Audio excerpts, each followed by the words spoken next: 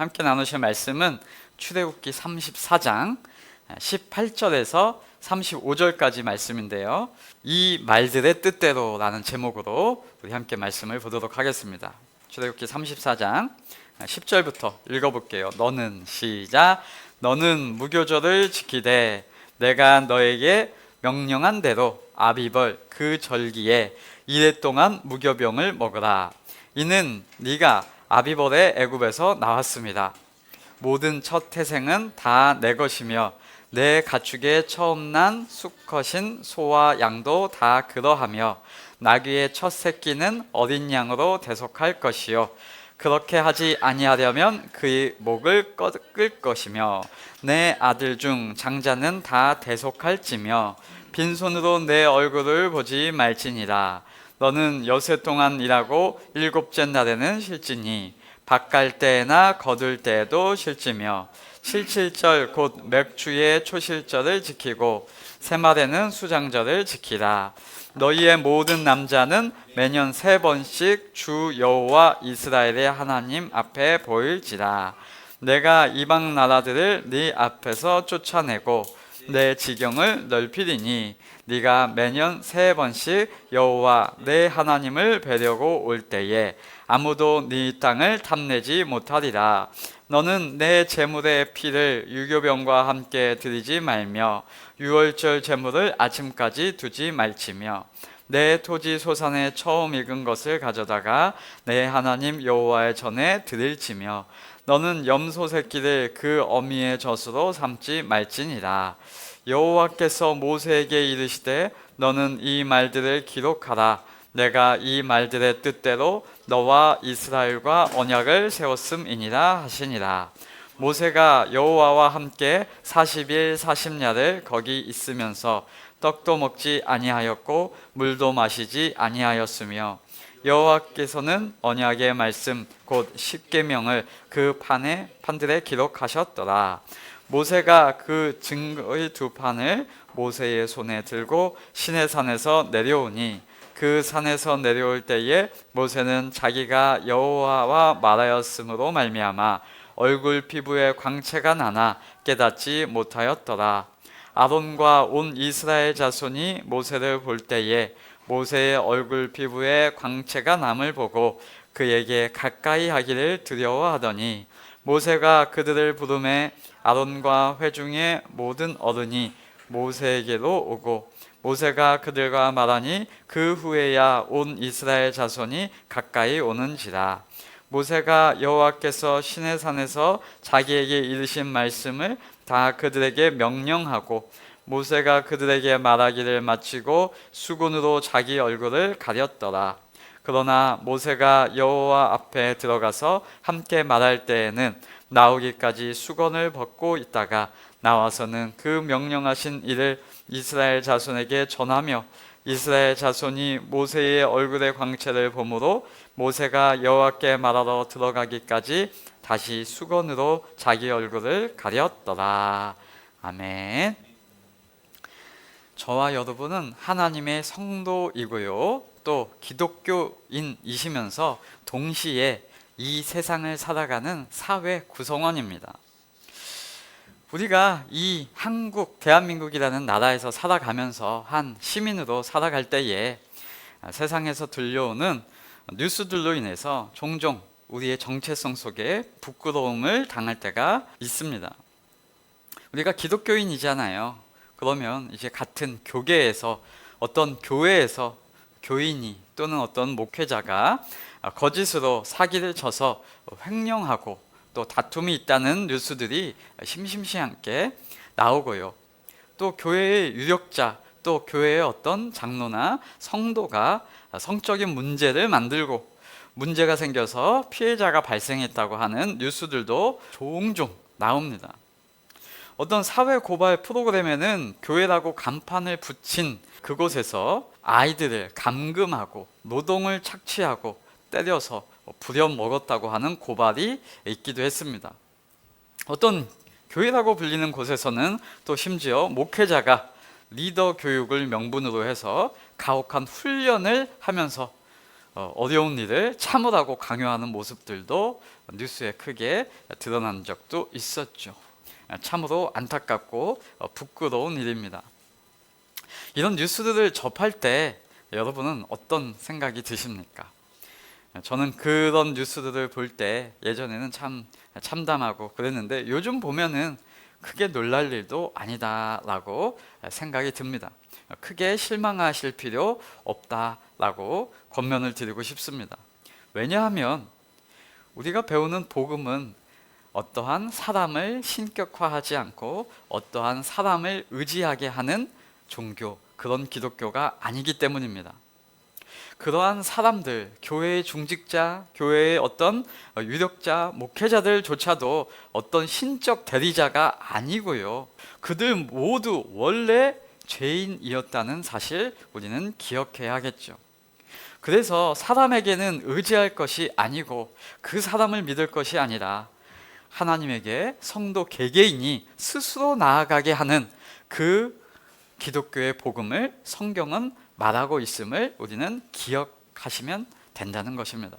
그래서 사람이 죄인이라는 것을 알아야 하고요. 사람 의지할 거 아니고요. 그 사람을 심지어 어떤 중직자, 성직자라고 이름한다고 해도 사람을 파면 뭐가 나올까요?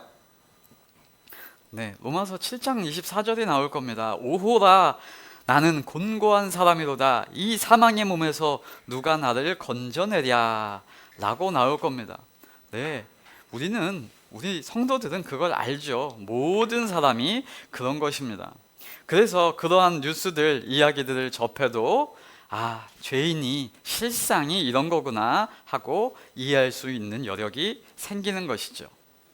그래서 우리가 그런 부분들에 대해서 실망하고 그런 사람들의 행태에 대해서 부끄러워하고 할 것이 아니라 정작 우리가 진심으로 마음 쓰고 우리가 집중해야 할 부분이 있는데 그것은 교회의 부정이나 세상에 드러난 여러 부패함들 너머에 있는 근본적인 부분, 근본적인 교회의 방향, 본질적인 말씀에 대한 이해에 있다는 것을 기억해야 한다는 것입니다. 바로 한마디로 우리들 속에, 우리 성도들 개개인들 속에 복음과 다른 내용이 있는가? 어떠한 욕망의 씨앗, 하나님을 거부하는 것을 따라가는 우리의 인식들, 또 하나님의 말씀을 알지 못하고 그저 왜곡되고 변질된 말씀들을 전하고 받아들이는 것, 더 나아가 하나님을 바르게 알지 못하는 잘못된 복음, 다른 복음, 그것이 우리가 또 성경이 주의하고 경계하라고 알려주는 부분이라는 것입니다. 왜냐하면 여러분, 사회 뉴스에 드러나고 사회에 나타나는 그런 것은 결과적인 측면이고요. 죄로 인해서 필연적 결과가 나타나는 열매입니다. 그거는 드러나는 것, 결과적인 모습입니다. 그러나 그거 결과적인 모습이 시작된 원인이 무엇인가? 그 근본 원인이 시작되는 하나님에 대한 이해, 말씀에 대한 분별이 우리가 정말 집중해서 바라보아야 한다는 것입니다. 그것이 정말 중요해요. 왜 그 교회가 그렇게 나타났고, 왜 그런 중직자들이 그렇게 사람들이 신뢰하게 되었고, 왜 사람 중심, 인간 중심의 신앙이 나타나게 되었고, 왜 그런 부정과 부패가 나게 되었던 것인가를 살펴보면 원인이 성경 말씀에 대한 이해가 그랬고, 사람에 대한 중심이 그랬고, 인간에 대한 이해가 그렇기 때문에 당연히 그렇게 그 말씀을 이해하는 대로 나타났구나 라고 이해가 될 것입니다. 그러니까 우리는 결과만, 드러난 현상에만 안타까워하고 뭔가 수습하고 꼬매려고 할 것이 아니라, 감추려고만 할 것이 아니라, 그 나타난 상처에만 약 바르려고 할 것이 아니라 그 근본, 성도의 중심에 있는 우리의 마음, 그 근본 원인이 어떻게 되어 있는가, 그것을 하나님의 마음으로 바르게 정립하고 세워 나가야 할 줄로 믿습니다. 성도가 성경을 멀리하고 교회가 하나님을 거부하고 말씀을 왜곡하고 죄된 가치관으로 강요하고 말씀을 전하고 듣고 살아가면 당연한 결과에 직면하게 되는 것입니다. 세상에 복음이 자꾸 변질되고요, 종교화되고요, 그저 교회의 전통과 익숙함과 사람들의 제적 인식 속에 젖어들면 그 결과는 당연히 역사적으로 또 보았습니다. 중세 역사가 종교와 정치가 결합되어서 그렇게 나타나겠고, 요즘 세상도 그런 모습들 당연히 나타나는 거 필연입니다. 여러 가지 가지각색의 부패와 악독함으로 나올 것 당연한 것입니다. 역사가 그것을 이미 보여주고 있었죠. 성경의 말씀은 그렇기에 하나님의 본질, 복음을 잡아라, 다른 복음을 경계하라 라고 얘기하는 것입니다. 그러니까 우리는 나타난, 드러난 사실에만 집중할 것이 아니라 근본된 원인, 그 본질에 계속해서 다가서야 하는 것입니다. 그래야 종잡을 수 없는 죄의 결과에 당하는 것이 아니라 누구도 막을 수 없는 하나님의 견고한 열매 맺는 그 방향으로 나아가야 한다는 것입니다. 그래서 저와 여러분의 오늘 함께 모인 것이 참으로 복된 것입니다. 왜냐하면 하나님은 저와 여러분에게 하나님 알기를 원하노라 라고 하셨는데, 저와 여러분은 매주마다 그 하나님의 마음에 반응하고 하나님을 알아가기 위해서 오늘도 본문을 길게 읽어가고 그 하나님을 생각하며 성경을 이해하는 분들이기 때문입니다. 여러분, 이게 매주마다 성경을 읽고 이해하고 해석하고, 성경을 읽고 이해하고 해석하고, 이게 다른 사람들 눈에 보기에는 때로는 지루해 보일 수도 있고요, 교회가 다른 프로그램 신나는 거 왜 이렇게 없나 생각할 수 있지만, 여러분, 교회에서만 유일하게 할 수 있는 일이 이거라니까요. 이게 정말 귀합니다. 놀러가고 야유회 가고 이런 것도 해야겠죠. 그런데 그거는 사회에서도 얼마든지 할 수 있고, 그런 동아리들에서도 수혜 혜택을 주잖아요. 그러나 오직 교회에서만 줄 수 있는 거, 하나님의 말씀을 이해하고 해석하는 것, 이게 정말 귀하다는 것 여러분이 느끼실 때가 있을 것입니다. 하나님께서 오늘 34장에서 말씀하십니다. 다시 이스라엘과 깨어진 언약을 세우시는 모습이 나오는데, 그것이 어떤 새로운 something new가 아니라 again, 다시 그 하나님의 말씀을 약속하셨던 것을 또다시 말씀하시는 내용입니다. 반복이에요. 계속해서 말하는 거예요. 내가 너희에게 신비하고 놀라운 일을 행할 것이다 라고 지난주에 나눴었고요, 너희가 가나안 땅에 들어가게 될 것이다 라고 확증하셨고요, 또 하나는 들어가서 이제는 너희가 스스로 삼가 분별하면서 그 땅의 주민과 언약을 세우지 말라 라고 말씀하셨습니다. 자, 하나님이 이러한 언약을 하시고 말씀하시고 선언하시면 덮어놓고 그저 그렇게 말했으니까 따라야지 라고 할 것이 아니라, 하나님이 왜 그렇게 말씀하시는지를 우리가 이해해야 합니다. 그것이 정말 중요해요. 근데 우리 문화 속에서는 그런 것이 잘 전해지지 않았죠. 우리가 어렸을 때 클 때에도 엄마가 뭐라고 얘기하면 왜 그렇게 해야 되는지를 잘 설명해 주지 않으시고, 우리네 어르신들은 그냥 하라면 해, 군대식으로 많이 배웠어요. 그러니까 종교에서도 그게 습득이 싹 되어 있어서 하나님이 이렇게 말씀하셨습니다. 하나님이 말하면 해야죠. 그냥 신의 명령입니다. 심지어는 더 나아가서는 까라면 까, 이렇게 얘기를 하기도 하죠. 아니요, 성경은 그렇지 않고요, 그렇게 강압적으로 명령만 하는 것이 아니고요, 이유가 있고요, 내용이 있습니다. 분명 하나님은 그 가나안 사람들과 언약을 맺지 말라라고 말씀하셨죠. 이게 명령형으로 등장하죠. 그런데 그것은 그저 금지시키고 강요하고 강압하는 것이 아니라 하나님이 이미 하신 내용에 설득의 과정이 있다는 것입니다. 이스라엘 백성들에게 봐봐, 그럴 필요가 없지 라고 이미 하나님께서 그 백성과 언약을 맺어주셨다는 것입니다. 내가 너희들하고 언약을 맺었으니까 너희들은 그 백성의 신들과 그 백성의 주상들과 주술사들과 그 백성의 종교들과 언약하지 마 라는 것이 성립되는 거예요. 왜요? 내가 그 신들이 해주는 것보다 훨씬 더 너희들에게 잘해줄 거야 라고 말하는 거죠. 여러분, 그러니까 그렇게 하면 그들은 너에게 안 좋게 대할 거야, 나는 너에게 이렇게 좋게 대하는데 그 신들은 너희에게 착취할 걸, 너희에게 올무를 줄 거야. 그러니까 그들과 언약을 맺을 수 않아도 되도록, 맺지 않아도 되도록 하나님은 알리시고 가르쳐 주시고 유지시켜 주시고 언약해 주셨다는 것입니다. 그러니까 성경에서 우리가 말할 때에도, 어떤 말을 할 때에도, 또 자녀에게 가르쳐 줄 때에도 이거 하지 마, 이걸 강조할 게 아니라, 야, 다른 이와 언약을 맺지 않아도 돼. 언약을 맺을 필요가 없어. 야, 너의 인생에 이거 안 해도 될 수 있도록 아버지가 공급하잖아 라고 얘기해 주는 내용이 강조되어야 한다는 것이죠. 하나님은 그렇게 하신다니까요. 다른 이와 언약을 맺을 필요가 없도록 먼저 그 백성과 언약을 세워주셨고, 하나님이 보장해 준다, 내가 너의 삶을 지켜준다 하는 내용이 선언되어 있다는 것입니다. 우리가 우리 삶을 살아가면서 사랑하고 연애를 하고 결혼을 할 때 이런 얘기를 하죠. 상대방에게, 야, 너 바람 피지 마, 바람 피면 너 큰일 나, 바람 피면 심지어는 너 죽어, 이렇게 강조를 할 때 이것만 강조하는 것은 어리석은 것이잖아요.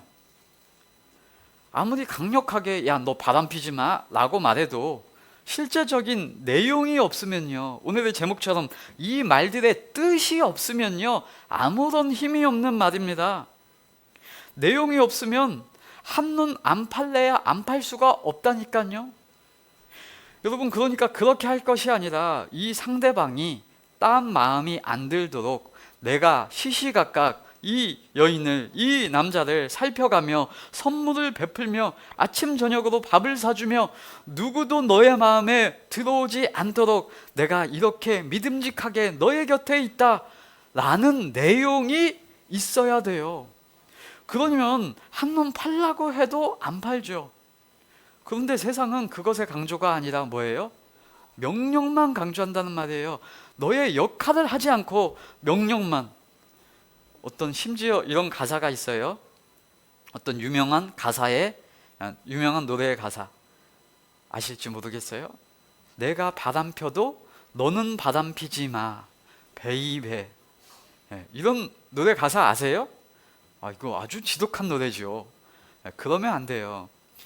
좋으신 하나님은 지금 강제성으로 그렇게 명령하는 것이 아니라니까요. 야, 나는 너한테 해준 거 없어도 너 나한테 와서 갖다 바쳐, 이런 얘기를 하는 것이 절대 아니란 말이에요. 뭐가 있다? 하나님의 말씀에는 내용이 있다.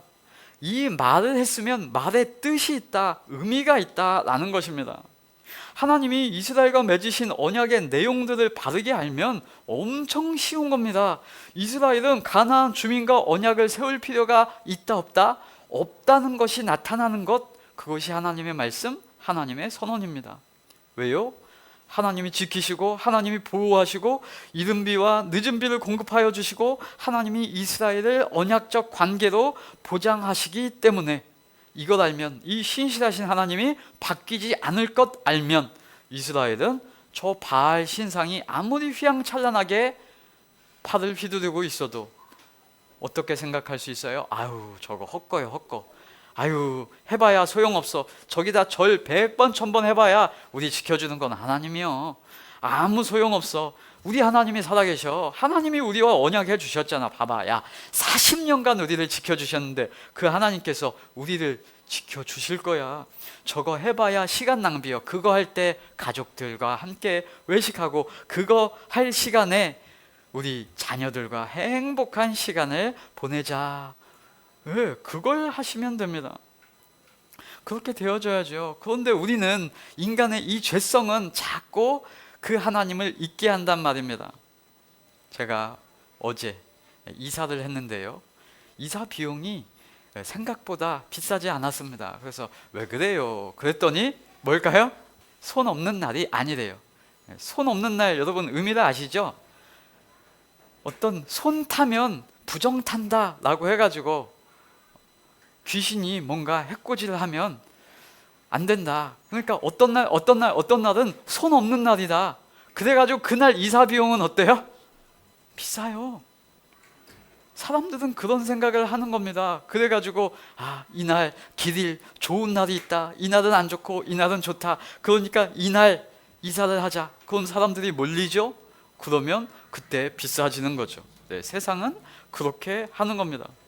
그런데 그거 우리에게는 허용되나요? 그런 게 어딨어? 헛거요, 헛거요.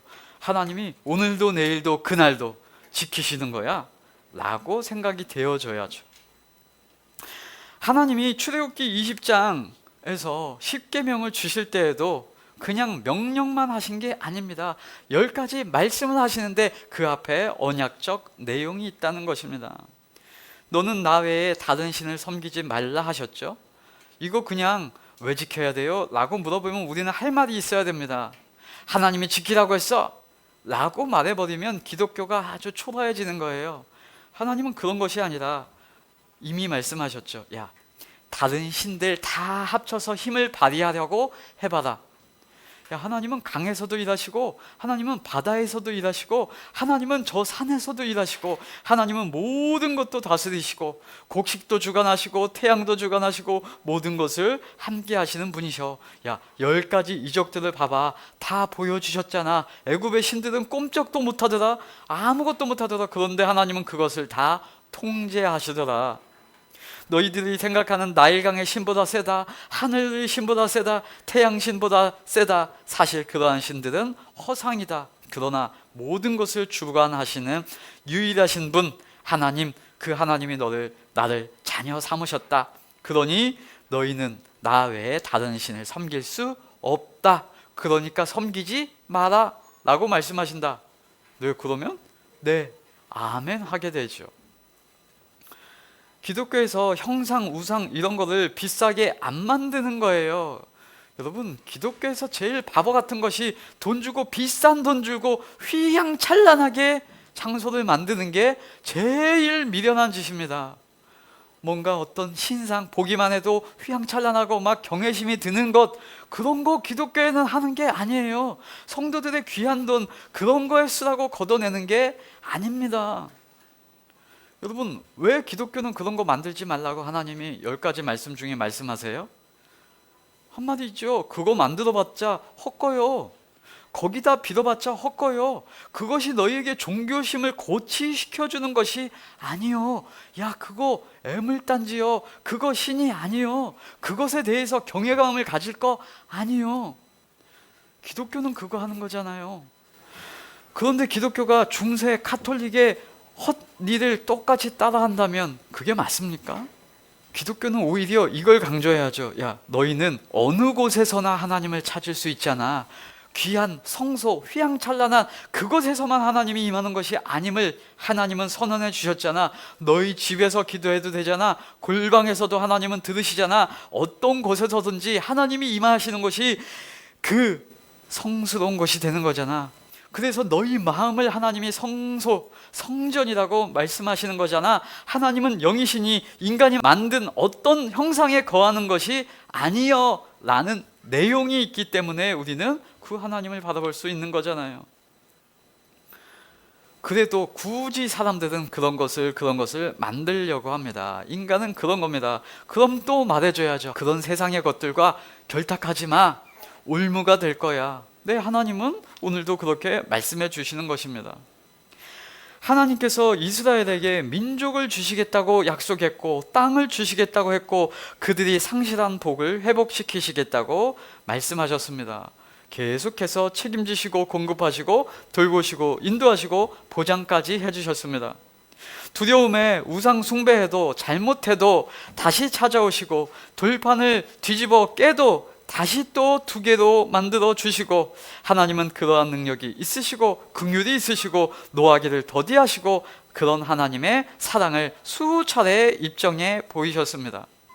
그러니까 그 하나님을 이제 알면, 드디어 이제 이해하면 다른 신들, 다른 우상들, 조상의 신들, 여러 가지 미신들 맹신하고 손 없는 날 따라가는 것을 의지할 필요가 없다는 것입니다. 그러니 그 죄적 사고방식, 죄의 종교와 언약을 세우지 말라라는 것입니다. 그래도 혹시 나는 이런 미신은 믿고 싶어 하시고 싶으십니까?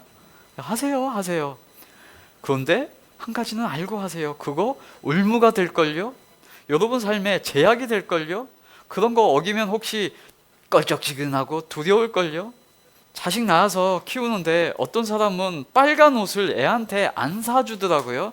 어떤 그런 분이 있었어요. 그래가지고 아니 왜 빨간 옷을 안 사줘요? 그러니까 이 아이의 사주팔절을 맞춰보니까 빨간색이 이 아이에게 안 맞대. 그래가지고 그런 옷은 안 사준대. 혹시 그 옷을 입으면 화를 당할까봐 두렵대. 그 짓을 왜 하시냐니까요. 그런 올무를 왜 스스로 차지하시냐니까요. 여러분, 우리 문화 속에 올무되는 게 참 많습니다. 한국 문화 속에 그런 게 많아요. 예전에 우리 어렸을 때는 미신 진짜 많았어요. 여러분, 요즘은 그래도 많이 과학 기술이라는 것이 생겨서 그런 미신이 많이 없어진 것 같은데, 어떤 때에는 그 과학 기술 때문에 미신을 더욱더 잘 접하기도 하죠. 인터넷 들어가 보면 그냥 운세가 자동으로 나와. 그렇죠. 보지 않아도 될 것, 그런 것들이 자동으로 우리 문화 속에 있어요. 그럴 때 여러분 뭘 생각해야 합니까? 고린도후서 3장 17절, 주는 영이시니 주의 영이 계신 곳에 자유가 있느니라. 요한복음 8장 32절, 진리를 알지니 진리가 너희를 자유롭게 하리라. 로마서의 말씀에도 나오죠. 오직 의인은 믿음으로 말미암아 살리라. 하나님이 계속 말씀하시죠. 너희는 하나님의 언약의 백성이라. 그러니까 우리는 어떻게 살아갈 수 있습니까? 그러한 올무에 매이지 아니하리라 라고 할 수 있죠. 여러분, 얼마나 좋아요? 얼마나 자유해요? 얼마나 기쁩니까? 여러분, 하나님의 말씀이 그런 겁니다. 그럴 때 혹시 질문이 생길 수 있습니다. 아니 목사님, 기독교에도, 기독교를 믿어보니도 성경의 말씀에도 그런 올무가 될, 혹시 우리를 강압하는 것처럼 보이는 말씀들이 많던데요. 뭐 하지 마라, 뭐 하지 마라 많던데요.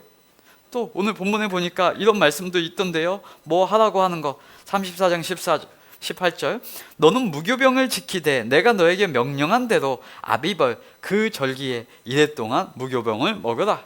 이는 네가 아비벌에 애굽에서 나왔음이라 라고 하던데요. 절기 지키고 무교병 먹고 이런 것을 하라고 하잖아요. 네.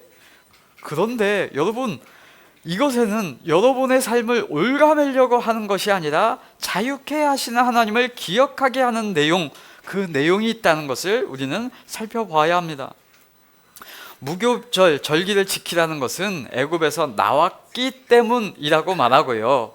그러니까 애굽에서 나왔다는 것은 이스라엘 백성들을 애굽에서 하나님이 건져냈다고 하는 그 일, 그 하나님의 은혜, 하나님의 혜택, 하나님의 구원을 이미 받은 사실이 있다는 것입니다.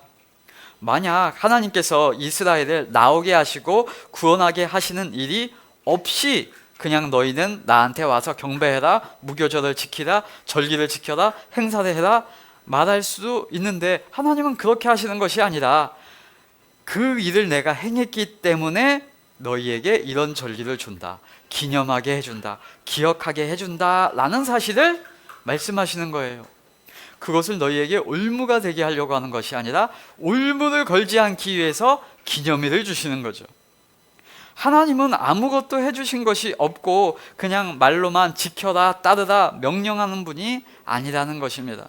그저 막연한 청사진을 주어주고 희망 고문을 하는 거, 그런 것이 아니라 하나님은 이미 이루시고 본인이 성취하시고 이루심을 보았으니, 교회 다 이루어 주셨으니, 다 이루었다 하셨으니 이제 그 반응을 너희가 기억할 수 있는 도구로 절기를 주시고, 그 도구로 너희에게 말씀을 주시고 기억할 수 있는 대로 반응을 기억하신다라는 것입니다. 여러분, 이런 최소한의 것들은 인간에게 주어 주어야, 그래야 그것을 기억하면서 아, 하나님이 다른 것들하고 언약 맺지 않아도 되지, 마치 결혼했으니까 결혼 기념일이 있는 것처럼 아, 내가 결혼해서 살아가고 있는 거지 라고 기억할 수 있게, 그래야 다른 민족, 다른 종교와 언약 맺지 않고 올무 없이 인간이 살아가니까 그렇게 말씀하시는 것입니다. 하나님을 알면 하나님의 말씀이 참 인간을 위하시는구나 하고 그 하나님이 마음에 들어오고 하나님의 마음이 느껴지고 참 가볍고 쉬운 겁니다. 그런데 그 쉬운 말씀을 자꾸 사람들은 종교적인 막중함과 무거움을 형식적으로 자꾸 갖다 붙이니까 어려워지고 힘들고 무거워지고 부담되게 느껴지는 것입니다. 아니요, 주님의 말씀을 읽고 하나님을 알면 알수록 자유해야 돼요. 하나님을 이해하면 이해할수록 와, 인간에게 짐 주시는 게 아니었구나 이게 하고 벗어줘야죠. 그런데 사람들은 자꾸 거꾸로 갑니다. 기독교 처음 볼 때는 몰랐어. 처음 교회 왔을 때는 몰랐어. 그런데 믿어 보니까 이런 것도 해야 되고 어렵고 힘들어지고 무거워지네. 네, 이게 기독교가 종교화가 되면 그렇습니다. 뭘 보면 알아요? 네, 유대교가 그랬죠. 유대교가 그랬고 세상의 종교들이 그런 절차를 보였습니다. 중세 카톨릭이 그렇게 변질되어 갔던 것입니다. 그러나 기독교는 복음은 그렇지 않아야 할 것입니다. 오늘 18절 20절에도 나오는 내용들을 기독교적으로 복음적으로 이해해 보겠습니다. 읽어볼게요. 모든 첫 태생은 다 내 것이며 너의 가축의 모든 처음 난 수컷인 소와 양도 다 그러하며 나귀의 첫 새끼는 어린 양으로 대속할 것이요 그렇게 하지 아니하려면 그 목을 꺾을 것이며 네 아들 중 장자는 다 대속할지며 빈손으로 내 얼굴을 보지 말지니라 라고 하나님이 말씀하십니다. 여러분, 이 말씀만 딱 들으면 사람들이 놀라겠죠. 사람들에게, 처음 교회 오신 분들에게 이 말씀을 딱 해주면 부담될 겁니다. 그런데 그럴 때에 기독교는 설명을 해줘야 됩니다. 설명을.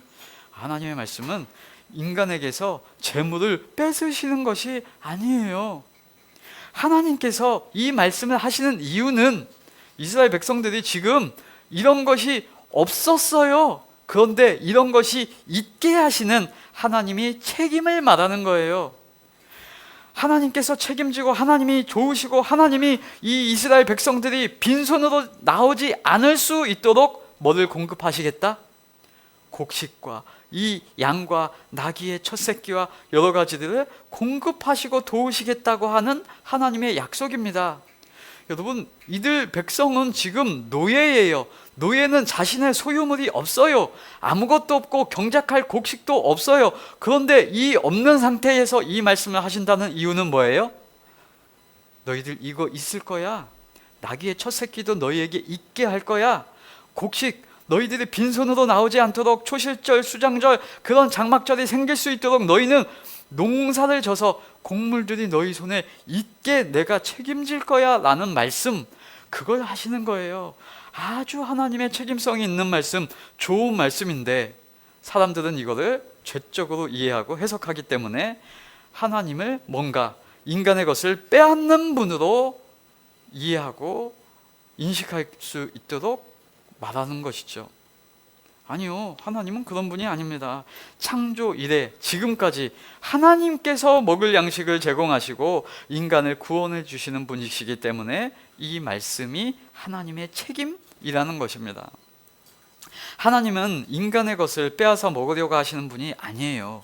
여러분, 심지어 부모도 그래요. 부모도 자신의 자녀에게 자신이 얻어먹으려고 막 그러지 않아요. 혹시 야, 엄마한테 올 때 엄마 생일 챙겨, 예전에 얘기했었죠. 그거 누가 공급해야 돼요? 엄마가 공급해야 그 딸이 엄마에게 사올 선물을 사올 수 있다니까요. 하나님이 지금 뭐가 부족해가지고 이 자녀에게 빼앗으려고 하는 말씀을 지금 주는 게 아니에요. 그런데 누가 그래요? 종교적인 사람들이 이 말씀을 가지고 자신이 취하려고 착취하는 생각들로 이런 말을 하기 때문에 나쁘게 이해되는 것이죠. 아니요, 그렇게 하지 말아야 한다는 것입니다. 하나님은 인간들의 것을 빼앗아 먹으려고 하는 것이 아닙니다. 하나님을 알게 하고 모든 것이 하나님으로부터 났음을 고백하도록 가르쳐 주는 것입니다. 그래서 사도행전 17장 24절 25절에 이렇게 나옵니다.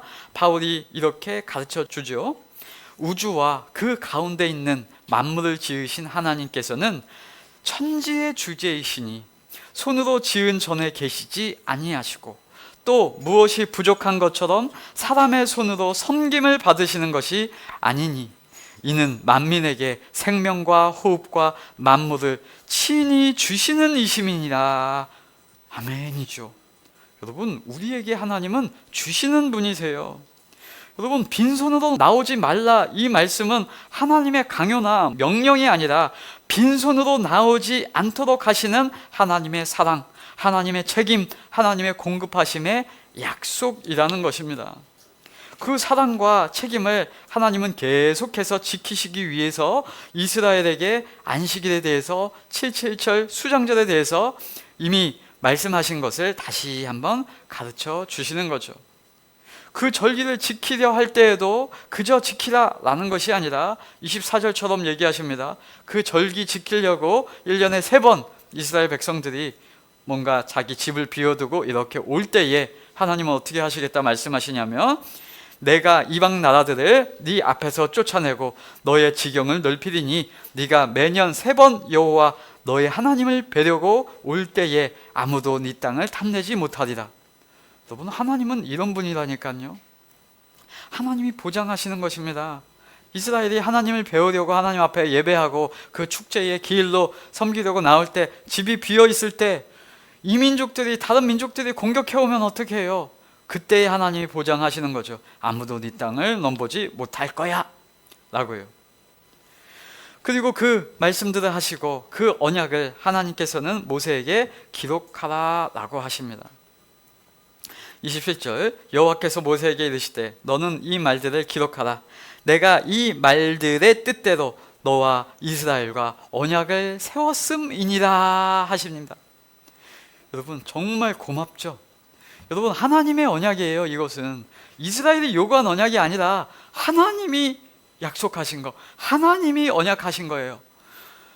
이거 기록해 놓으라고 합니다. 이거 기록해 놓으면 누가 이 말을 지켜야 합니까? 하나님이 지켜야 된다니까요. 하나님의 약속, 하나님의 언약, 하나님이 힘쓰고 하나님이 활동하셔야 가능한 내용, 그걸 기록하라 합니다. 불리한 조약, 불리한 내용은 불리한 쪽에서는 기록하지 말아라라고 해야 됩니다. 그냥 구두로 내가 얘기했지, 혹시 잃어버리면 좋고 땡큐고 이래도 됩니다. 그러나 하나님은 이걸 내가 약속해준다, 그리고 기록해. 야, 똑똑히 새겨놔. 왜 그래요? 내가 그렇게 할 거니까 라고 하나님은 얘기하시는 거예요. 이거 하나님이 지키려고 애쓰셔야 되고 하나님이 이렇게 공급하셔야 되고, 그래야 하나님이 언약을 깨지 않게 되는 것입니다. 그런데 그거 하나님은 기록하라고 하십니다. 써놔. 왜요? 내가 꼭 그거 지키고 만다 라고 하시는 것이죠. 하나님의 보증이 나타나는 겁니다. 우리는 이런 하나님의 마음을 기억하며 성경을 보아야 합니다. 하나님이 어린 양, 첫 양 드십니까? 아니요. 그거 가져오라 하면 누가 먹어요? 그 절기에 와가지고 그 백성들이 함께 구워 먹고 하나님 감사합니다 하고 기뻐하는 겁니다.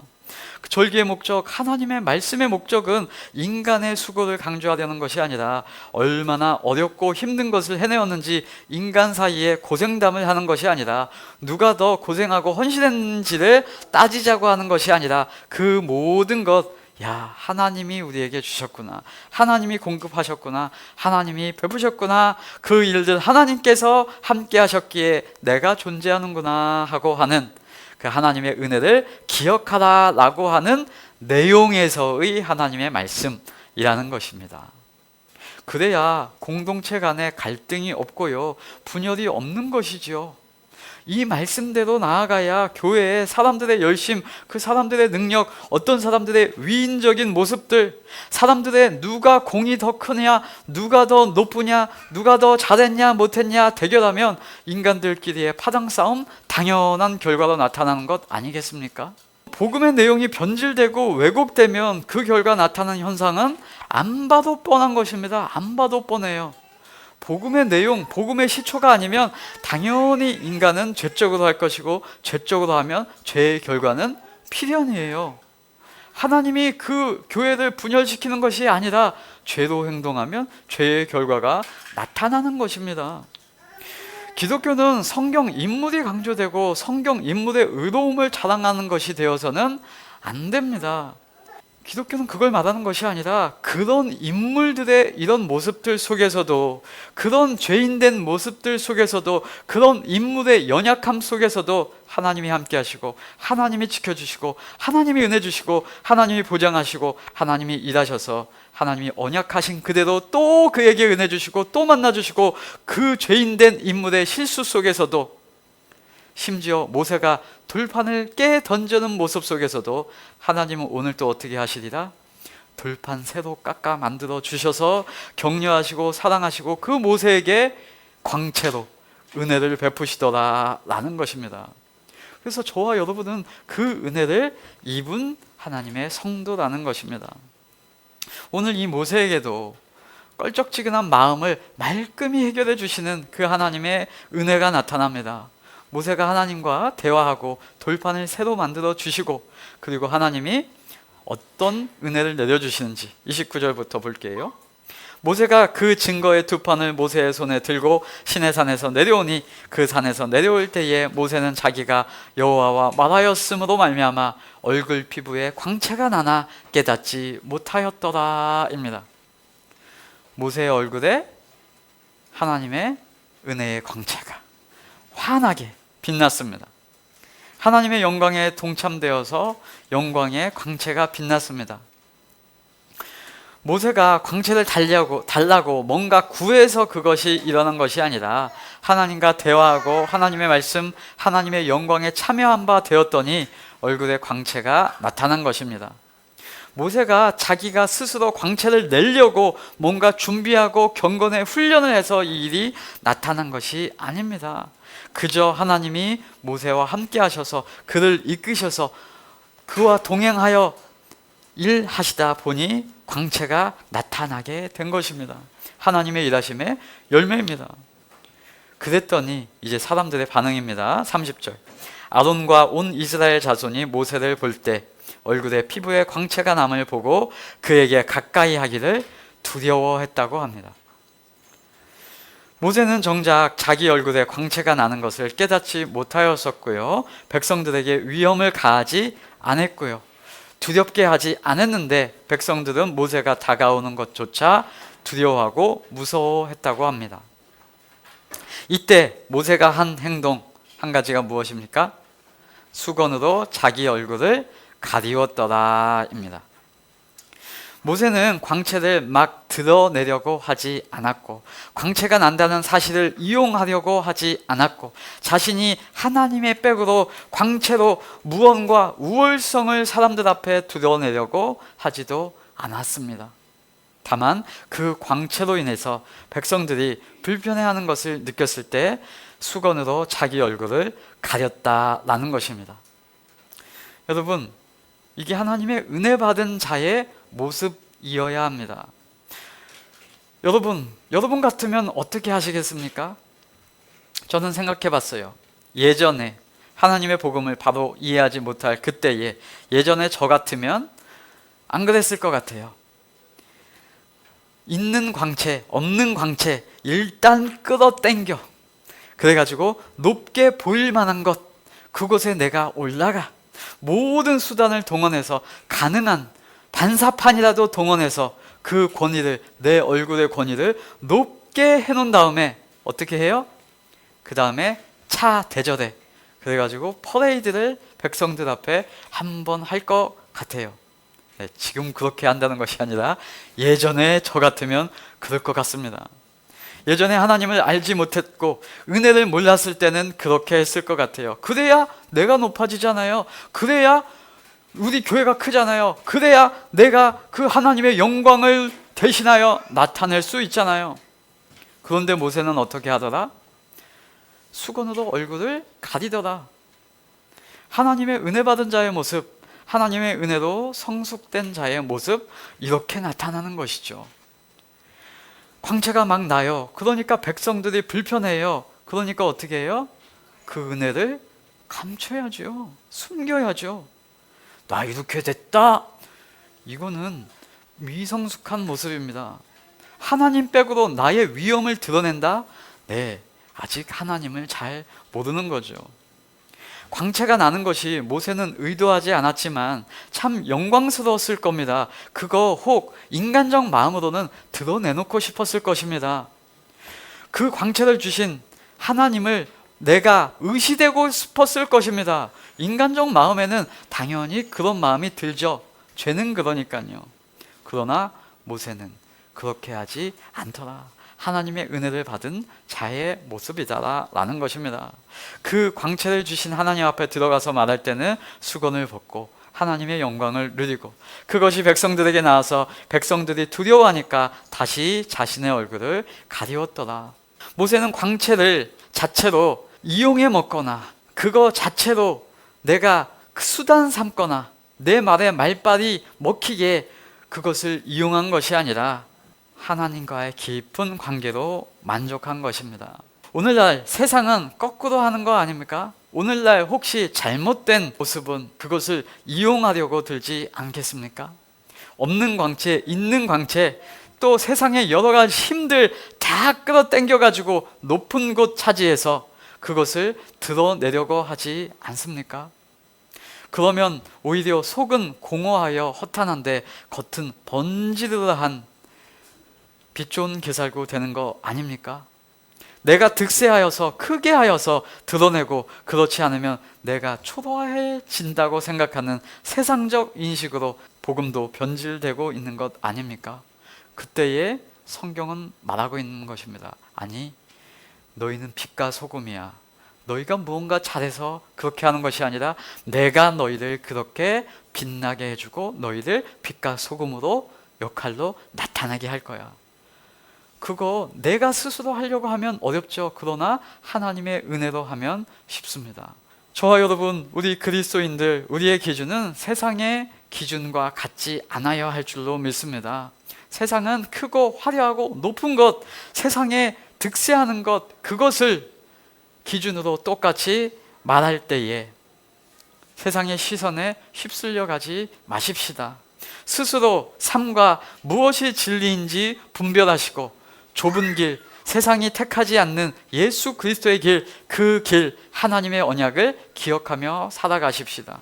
더 나아가 저와 여러분은 이미 하나님께 받은 바 하나님의 광채가 그 마음 가운데 있으신 분들임을 기억하시면 좋겠습니다. 그 외면의 어떠한 모습보다 하나님과의 개인적인 관계가 하나님과 함께하는 그 마음, 그 중심에 두시고 이미 받은 바 하나님의 은혜와 복을 발견해 가시며 예수 그리스도로 인한 복을 우리 삶에 만끽하시며 살아가시기를 예수 그리스도 이름으로 축복합니다.